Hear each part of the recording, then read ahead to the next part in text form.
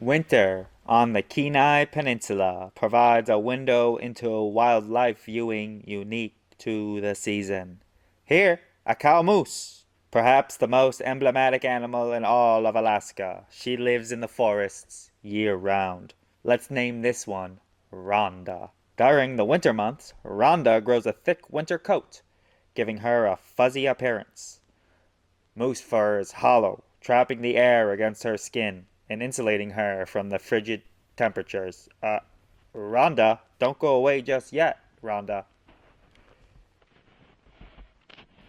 Ah, here we go. She's curious about the camera. She looks young, maybe only 2 or 3 years old, not yet fully grown. Rhonda will spend most of her life eating. Hey, Rhonda, you're a little too close. She is ready for the spotlight. The camera is set up over a bait station, and it looks like a bald eagle has found the rotting meat. Eagles also overwinter here on the Kenai Peninsula, feeding mostly on carrion. In the summertime, you won't find eagles in the woods. They live on the rivers, eating salmon. Oh look, a different eagle has joined us. This one has more brown feathers on his head, indicative of a juvenile bald eagle.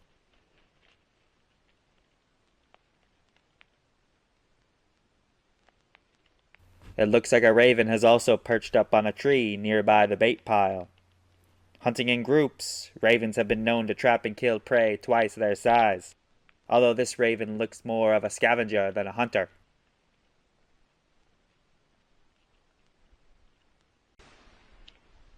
Oh, this is exciting. A juvenile bald eagle has made an appearance. Look how brown his feathers are. Bald eagles slowly grow into their white feathers. How handsome.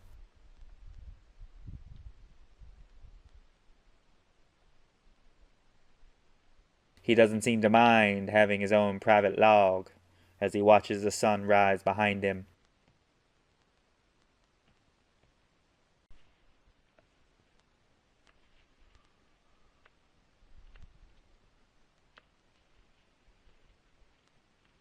He keeps his distance from the more mature bald eagle that has a better feeding spot. There he goes. And here comes the ravens, always ready for an easy meal. Ravens are known to play tricks on one another and even hide food from one another. Tricksters of the forest. If you don't know how to tell a raven from a crow, look at the tail feathers.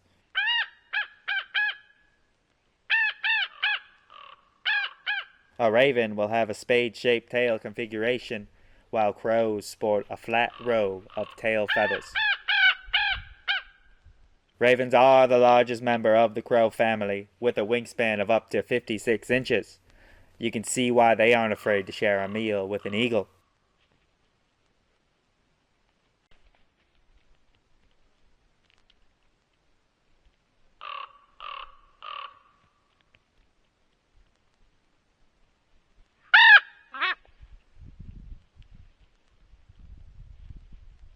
The ravens seem to really like this bait station.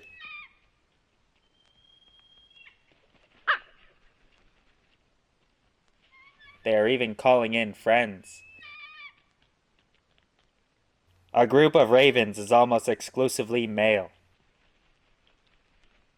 Pairs of ravens are male and female. What we are seeing here is akin to a bachelor party. Once they find a mate, they will leave their friends behind forever. But this winter, it looks like they're having too much fun together to ever find a mate.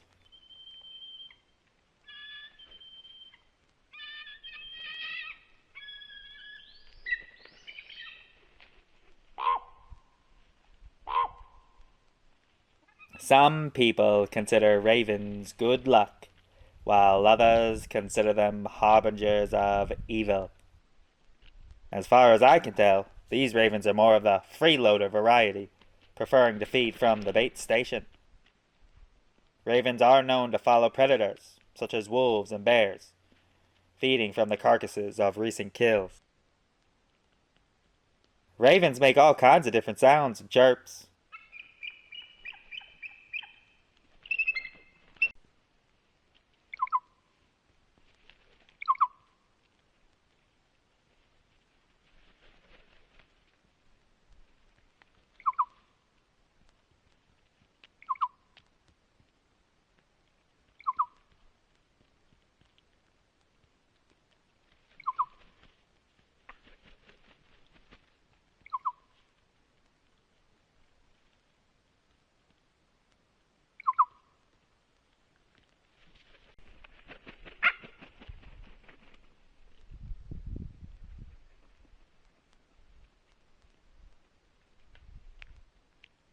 If you're ever walking in the woods and hear something strange, it's probably a raven.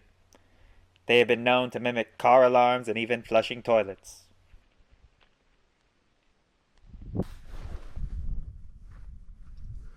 How special is this caribou?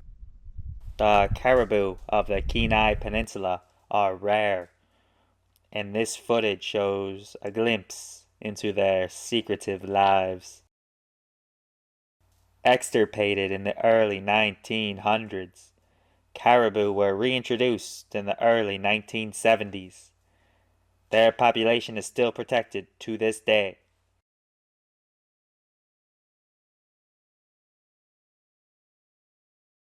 What we are witnessing in this video are two caribou, part of the Kenai Peninsula lowland herd, and where I discovered them is outside of their known wintering range. This is indeed special footage and evidence of a growing population. It looks like a bull and a cow. We'll name them Theodore and Mindy.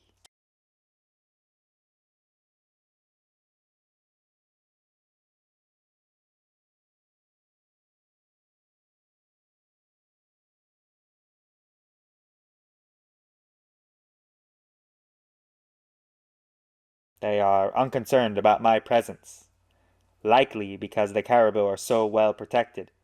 Almost no hunting is allowed on this specific herd, and they act like animals who live in a national park. I'll set up a caribou cam on a tree where they like to hang out. Maybe I can get some better footage.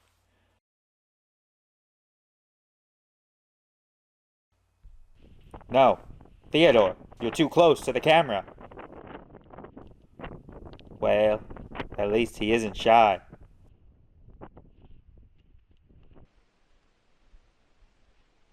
Let's check the bait station once more. A lone raven stumbles upon the meat. Let's name this one Jackson.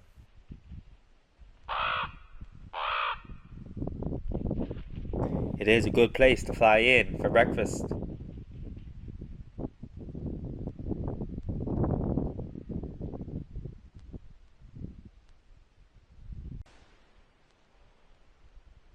Jackson seems happy to have all this food to himself. Maybe he's done playing with his friends and wishes to find a mate this winter. Jackson, you and me both.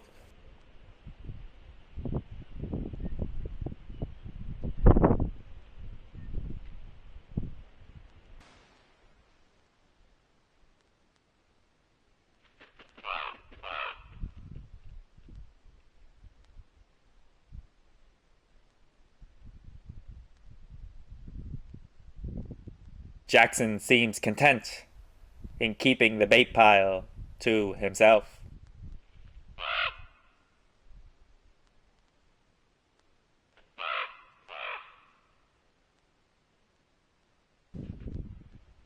And Rhonda has returned, this time after the sun has gone down.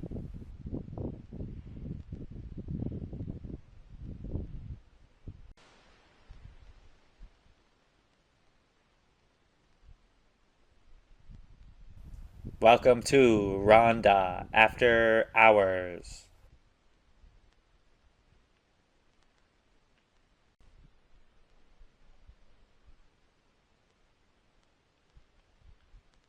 She isn't interested in the bait station like Jackson the Raven was. Instead, she enjoys eating the birch trees that grow near it. Careful, Rhonda. This bait station is supposed to attract wolves. But I guess they'll be more attracted to live bait.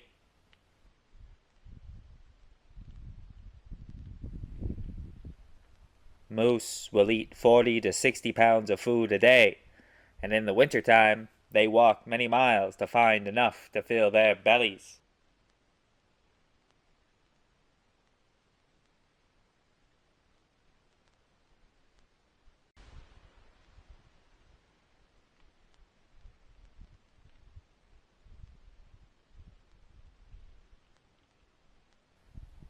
Moose will sometimes lose 30% of their body weight in the wintertime.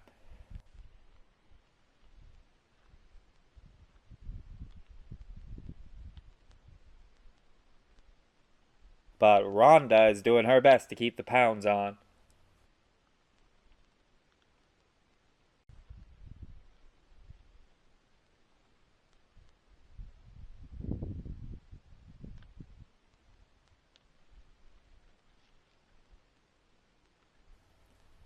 She needs to eat 16,000 calories a day.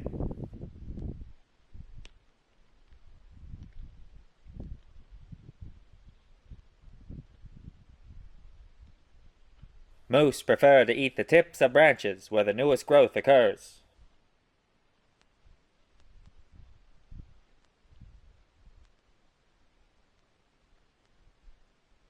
This part of the tree is the most flavorful part, and the most tender.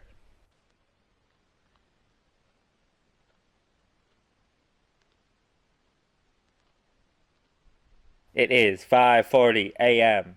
Rhonda is a morning moose and likes to eat breakfast alone.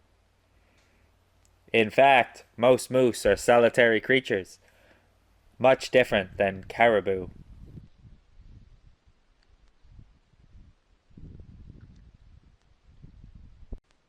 This unique moose behavior makes recording their population harder to do, and biologists have a difficult time keeping a census of all the individuals. Humans can only guess at the moose population here on the Kenai Peninsula. Thanks, Rhonda, for sharing your breakfast with us.